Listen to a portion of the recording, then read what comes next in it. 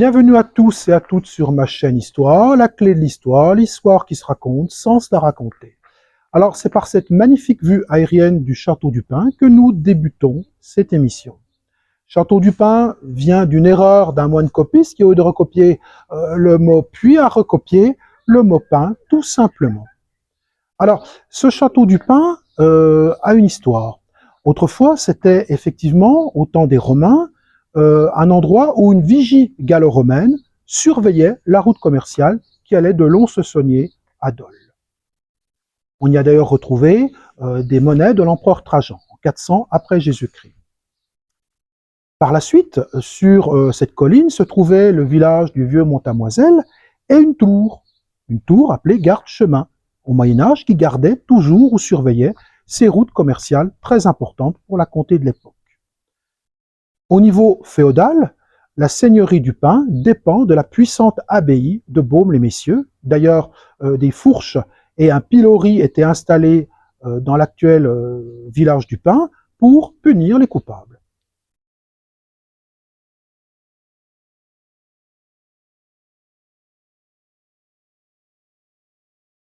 Le château du Pin est né de la volonté d'un personnage, Jean de Chalon dit l'Antique.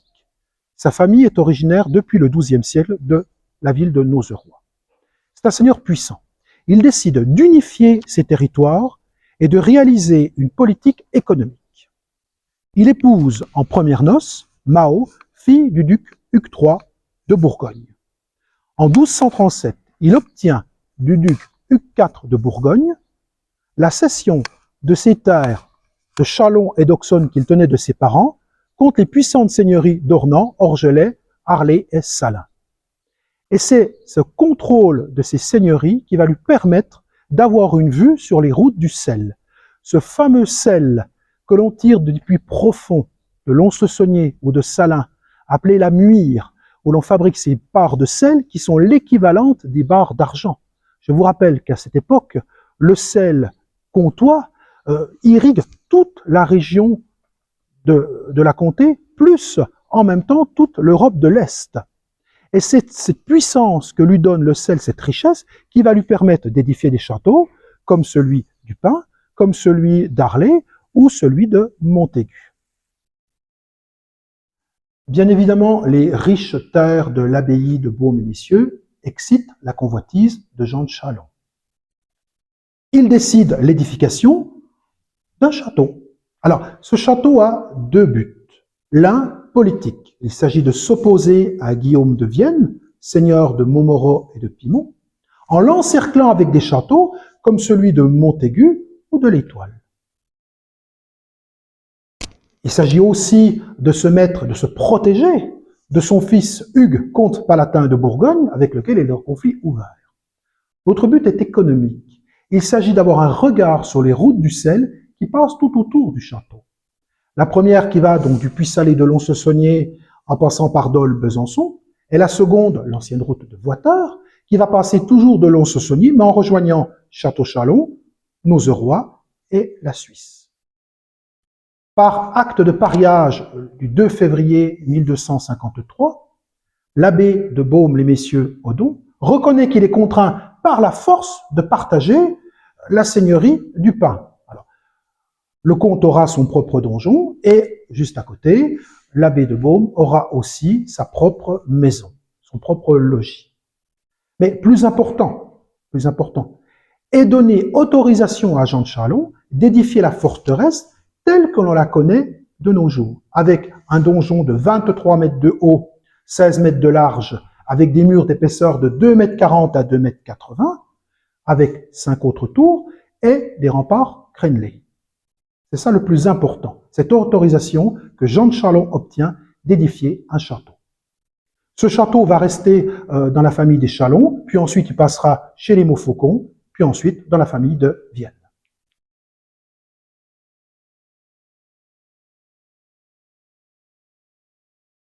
Guillaume de Vaudrey qui est seigneur de Courland et de Courlaoux.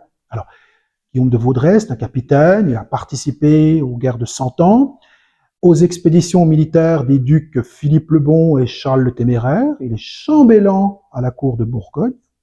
C'est aussi un fin stratège. Je cite l'exemple en 1477 pour le siège de Vesoul, quand les armées françaises envahissent la Comté. Les Français sont supérieurs en nombre, les défenseurs ne font pas le poids. Ils décident la nuit, par une astuce, de se mettre tout autour du camp des Français, où chaque homme aura 2 ou 3 flambeaux, pour faire croire à l'armée française qu'elle est encerclée par une armée bien supérieure en nombre. Les Français vont donc lever le siège. Mais ce stratège a toujours un coup d'avance. Il décide aussi d'adapter militairement le château du Pin à l'artillerie qui fait son apparition à ce moment-là. C'est pour ça qu'il fait édifier des champs de tir avec des canonnières tout au long du château, au niveau du sol. Il fait remonter les remparts et édifier des machicoulis sur le donjon. En même temps, il va créer une porte avec un pont-levis. Mais c'est un malin. Ce pont-levis ne peut faire passer qu'un homme à cheval, avec un fossé. Alors, le pont-levis sera détruit à la Révolution française et le fossé comblé. On peut voir encore les traces de saignée où il y avait le pont-levis.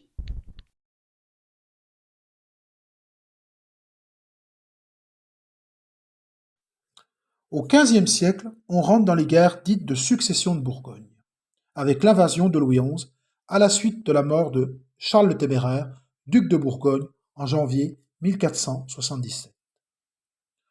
Le roi de France conteste l'héritage de sa fille, Marie de Bourgogne. En effet, si le duché de Bourgogne revient automatiquement à la couronne puisque c'est un apanage, il n'en va pas de même de la comté. Marie de Bourgogne a trouvé protection auprès de Maximilien de Habsbourg, archiduc d'Autriche et roi des Romains, en l'épousant en août 1477. Louis XI, craignant de perdre la comté, lance immédiatement une offensive. Guillaume de Vaudrey, lui, a reconnu Marie de Bourgogne comme sa suzeraine et combat le roi de France. Il sera à nouveau célèbre par ses exploits et reprend, avec l'aide de son neveu, la ville de Rochefort tombée aux mains des Français, puis organise l'attaque de Grès en octobre suivant. Là encore, il fait preuve d'ingéniosité en attaquant à la nuit tombée en plein orage la garnison française. L'opération est un grand succès. Lors d'une nouvelle invasion française en 1479, Guillaume de Vaudrey est chargé de la défense de la cité de Fauconnier. Mais malheureusement, il est fait prisonnier et a la tête tranchée sur ordre de Louis XI. Son château du Pin, lui, résiste aux troupes royales et ne sera pas détruit, contrairement à la légende, car on trouve partout des traces du XIIIe siècle, dans tous les murs, comme celles des cheminées, près de la tour des prisons, et à tous les niveaux, même dans le donjon, alors que nombre des voisins du château du Pin seront détruits comme Rochefort, Dole, Harlay.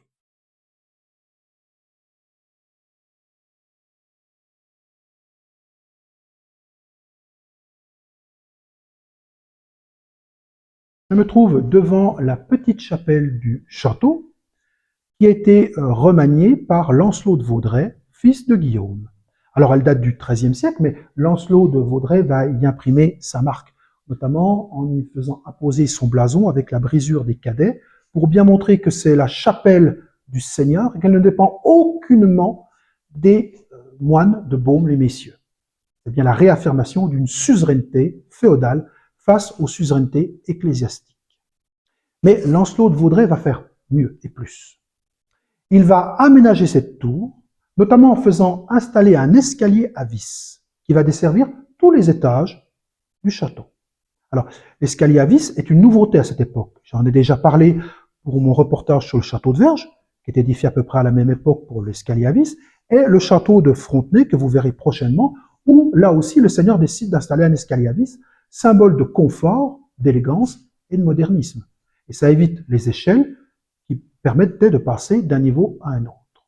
Donc il va donner une fonction à chaque étage. Au premier, les cuisines. Au second, le logis du Seigneur avec la chapelle, puisque les seigneurs sont très chrétiens, avec en même temps le logis du Seigneur plus la salle d'apparat. Au troisième, ça va être le dortoir. Et au quatrième, la salle des gardes. Bien noter aussi que le toit est couvert à cette époque et que la charpente, qui a été datée, identifiée, est une des plus vieilles de France. 1495, 1500.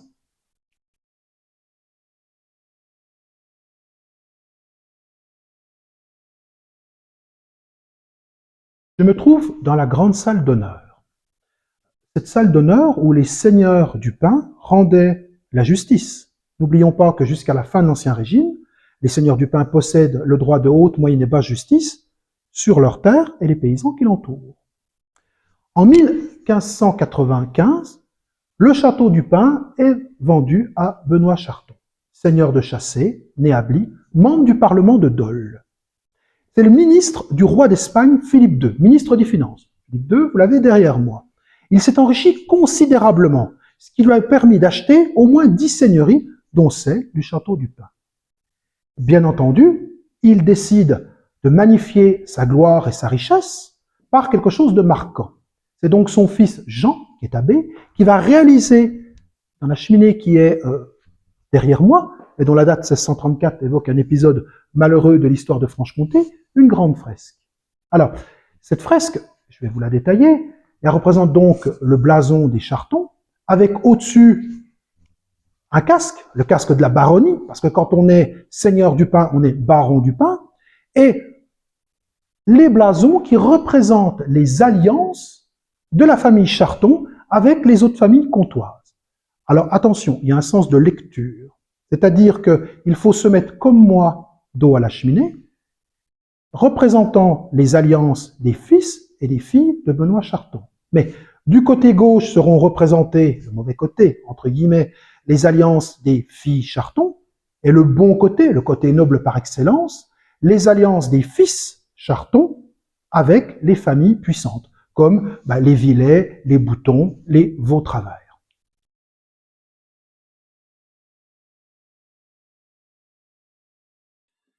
Malheureusement, une seconde conquête de la comté a eu lieu dans les années 1673-1674. Cette fois, c'est Louis XIV qui avait épousé la fille du roi d'Espagne Philippe IV, la princesse Marie-Thérèse, a pris prétexte que la dot promise n'avait pas été versée et que son épouse devait recevoir une partie de l'héritage du roi son père. Il a donc réclamé au nom du droit de dévolution une partie des Pays-Bas et le tiers de la comté. Le 3 février 1666, l'armée française, toujours sous les ordres du Grand Condé, envahissait la Franche-Comté. Au terme d'une campagne de 6 mois, les principales villes, Orgelet, Poligny, Arbois, Salins, Fort-des-Joues, ont capitulé. Le 14, c'était au tour de Dole et Gray le 18. Enfin, une seconde invasion a eu lieu au début de février 1674. Les villes françaises, déjà fragilisées par la précédente invasion, n'ont pu résister. Arbois, Besançon, Dole sont tombés. Puis l'abandon de la place forte de Sainte-Anne par les résistants comtois a sonné le glas de cette dernière, en juillet 1674. Désormais, c'est la fin de l'indépendance comtoise, la comté de Bourgogne devenant définitivement française par le traité de Nimègue en 1678.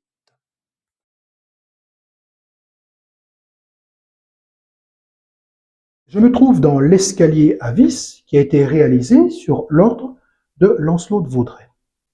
Le XIXe siècle est une triste période pour le château du Pin.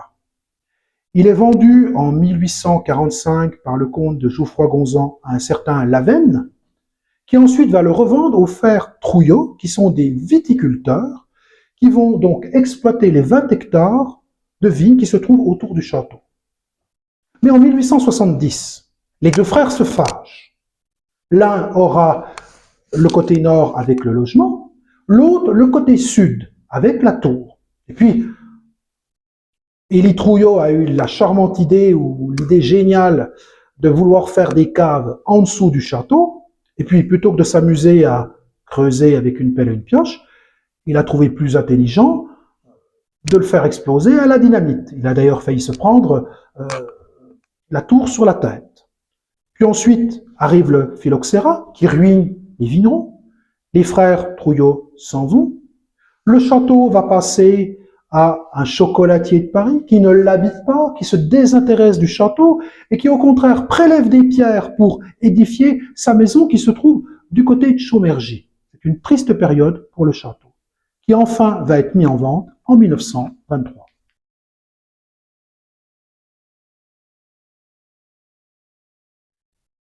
Le château du Pin a en cela de merveilleux que c'est un château qui a toujours trouvé, à différentes périodes de son histoire, un mécène, un propriétaire qui va l'aimer et le sauver. En 1923, ce sera l'œuvre de Carlos ou Charles de Watteville. Alors, qui est Carlos ou Charles de Watteville que l'on voit ici? Carlos de Watteville est un savant, un physicien. Il a travaillé notamment sur des écrans colorés qui permettent l'identification des cibles, sur un nouveau système de cryptographie, système qui vont servir durant la Première Guerre mondiale. Ça va l'enrichir considérablement. Il sera d'ailleurs naturalisé français en 1916. Et au sortir de la guerre, il cherche à investir sa fortune. On lui conseille le Jura où le château du Pin est à vendre. Puis, en ayant quelques connaissances historiques, il se rend compte qu'un certain Jean de Watteville a déjà sauvé le château. Donc, c'est un lointain parent de ce Jean de Watteville. Donc, pour lui, il y a effectivement un lien très fort entre Jean de Watteville et lui-même. Donc, il se met un point d'honneur à vouloir sauver ce château. De 1923 à 1933, il va y consacrer toute sa fortune, notamment en réaménageant le logis, remontant les remparts, renforçant la tour et les mâchicoulis, et surtout, cette tour qui avait été ébranlée par l'explosion à la dynamite au XIXe siècle, il va la renforcer en faisant un chemin de ronde en béton armé. Il va utiliser pour ce faire le même architecte qui avait renforcé la cathédrale de Reims, détruite en partie par les bombardements de la Première Guerre mondiale. Alors, on dit, la légende le dit, que ce château serait toujours visité par Carlos de Watteville, notamment dans la grande salle où son fantôme, de temps à autre, serait assis et contemplerait le château qu'il a tant aimé. Plus tard, ce château va être vendu à son cousin, puis ensuite va passer à Béatrice de Turckheim, et puis ensuite à sa petite-fille, Laure Hélène Bonzon, qui ne cesse d'œuvrer depuis plusieurs années sur l'aménagement, la réhabilitation du château et sa mise en valeur.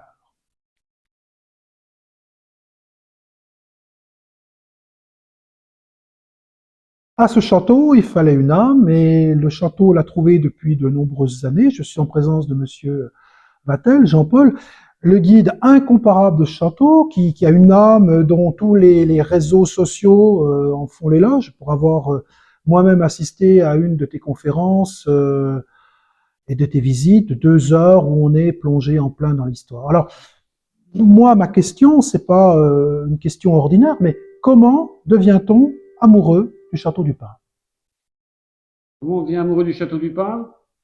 Tout à fait par hasard, puisque ma compagne et moi, on était disponibles au moment où ils cherchaient des gardiens dans ce château. Et on a eu l'information, on s'est présenté, on a été pris. Et puis, certainement par vocation, parce que j'ai toujours aimé l'histoire, j'ai toujours tourné autour de ce château. Et sur Lons, je suis né à Lons déjà, j'étais sur Pénoiseau, sur Rio, premier plateau. Et donc, je voyais le château du Pin tous les matins en descendant à l'école. Et puis, petit à petit, je me suis rapproché, je suis arrivé ici, il y avait une place de disponible de gardien, ça m'a plu. Et puis, en apprenant l'histoire de ce château, en connaissant les gens qui y vivaient, en découvrant ces bâtiments, euh, on finit par effectivement tomber amoureux. Ouais, mais tu as acquis des compétences au fil des ans en architecture médiévale, je veux dire, qui peuvent en remontrer même aux architectes les plus aguerris en histoire médiévale. Moi, je t'ai entendu un jour, effectivement, tu nous apprends beaucoup, tu as des connaissances, je veux dire, tu participes à l'amour de ce château, et toutes ces connaissances, tu les as acquis au fur et à mesure en fouillant dans les archives, en lisant. Un peu tôt, oui, j'ai eu la chance de faire la connaissance des parents de la propriétaire actuelle, que nous présentions toujours comme monsieur et madame. On appelait papier et mamie, tellement on les aimait. Madame, elle, avait un puits de science sur l'histoire de ce château et l'histoire de la région. Elle faisait des conférences lors des journées du patrimoine. J'ai absorbé cette expérience. Et monsieur, lui, faisait des conférences dans le donjon sur l'architecture parce qu'il avait activement participé à la restauration de ces 2 premiers niveaux. Et donc, j'ai absorbé également ce qu'il racontait. J'ai eu la chance également de rencontrer Nicolas Fauchère, qui était un historien du XVe siècle, XVIe siècle, et qui m'a aussi transmis certains détails dans ces murs, ce que racontent ces pierres de ces murs, avec les canonnières, avec les traces de pierres sur les murs. Donc tout ça a été a fait partie de ce bagage. Et puis ensuite, ben, c'est toutes les petites anecdotes, les anecdotes que les visiteurs me rapportent, notamment des descendants des différentes familles, des Trouillot, des Jandot, des Vaudrey. Donc on arrive à construire quelque chose avec ça. Il me semble que tu as tellement été investi par les murs, par les pierres, qui est finalement une âme, j'en discutais avec la propriétaire ce matin, que tu as même eu l'idée de rédiger un ouvrage qui commence à se vendre très bien. Oui, tu nous parles un peu de ton ouvrage. Parce qu'en même temps, il raconte l'histoire de ce château à deux périodes différentes. Oui, ça reste un roman, ça n'est pas, oui, ça n'est pas historique, tout à fait. mais c'est quand même basé sur des périodes de ce château, pareil, sur des anecdotes, sur des petites choses qui se passent, sur deux traces de genoux sur le prie-dieu de la chapelle, le château du XIIIe siècle, qui m'a donné cette idée d'histoire. Et puis basé sur les anecdotes de mon arrivée ici, bien que ce fameux gardien dont je parle dans le roman, ce n'est pas du tout moi. Et puis d'une période qui également me fascine beaucoup, c'est la période du XVe siècle, justement où le château est réarmé, où il est modifié pour qu'un seigneur s'installe. Et cette famille de Vaudrey me parle. Cette famille de Vaudrey me parle, notamment cet Adrien de Vaudrey qui était assez important. C'est vrai qu'on est attaché à la famille de Vaudrey. On s'y attache en lisant, en étudiant ces familles. Mais toi et ta compagne Catherine, c'est vrai que vous vous investissez beaucoup. Je crois qu'il y a une visite le mercredi, une visite aussi le dimanche. Il est, vu l'affluence des gens qui viennent s'imprégner de l'histoire du pain, il est envisageable les années prochaines d'avoir des visites. Oui, on essaie de limiter le nombre de personnes parce qu'on a eu des groupes qui étaient trop importants, c'est difficile à gérer. Et puis donc, l'affluence commence à monter pas mal, et donc on envisage effectivement pourquoi pas d'en faire une le mercredi après-midi. Et tu les accueilles toujours en grande tenue. Et en habit, en costume, voilà. Pas en costume d'époque parce qu'il est assez récent le costume, mais ça oui, reprend les codes de l'époque, comme les chemises, etc. Mais c'est vrai que t'écouter est passionnant, et je pense que toi, tu fais vivre à ton niveau, au niveau du château du Pin, une partie de l'histoire de ce château dont les gens peuvent s'imprégner. Et ça, nous t'en sommes infiniment reconnaissants. J'essaye, oui, merci. Tu fais vivre l'histoire de la comté. J'essaye, et ma plus grande satisfaction, c'est lorsque des enfants ramènent leurs parents, des enfants qui viennent visiter le château avec leur école, ils ramènent leurs parents par la suite en leur disant, voilà, je suis venu visiter ce château. Et je vois que je leur ai transmis cette petite étincelle, ce goût des pierres, de ce que ces pierres racontent, et puis de l'histoire en général. De l'histoire avec un grand H, et des histoires avec des petits H. Voilà, merci Jean-Paul de m'avoir reçu, de m'avoir permis et donné les autorisations nécessaires, ainsi que Madame Bonzon, pour pouvoir faire un reportage sur ce magnifique château. Merci Jean-Paul, merci. De rien, merci.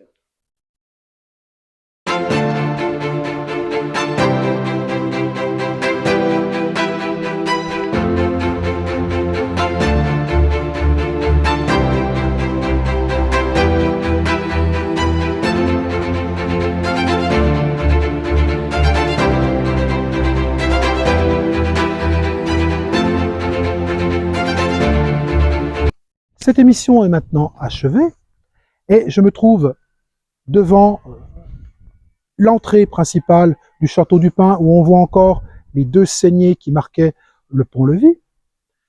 Je remercie toutes celles et tous ceux qui me suivent, aux nouveaux abonnés pour leur fidélité, leur bienveillance, et je vous dis à très bientôt pour de nouvelles aventures sur ma chaîne Histoire. Et si autrefois le château du Pin a été l'un des gardiens de la comté, il reste de nos jours une sentinelle de pierre, toujours visible, qui nous murmure l'histoire et les légendes franc-comtoises.